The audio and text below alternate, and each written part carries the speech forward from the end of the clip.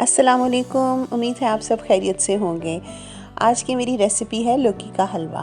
तो आइए चलते हैं अपनी रेसिपी की तरफ। लौकी मैंने 800 ग्राम ली है और ये मुझे बाज़ार से आजकल सीज़न में है तो आपको आसानी से मिल जाएगी।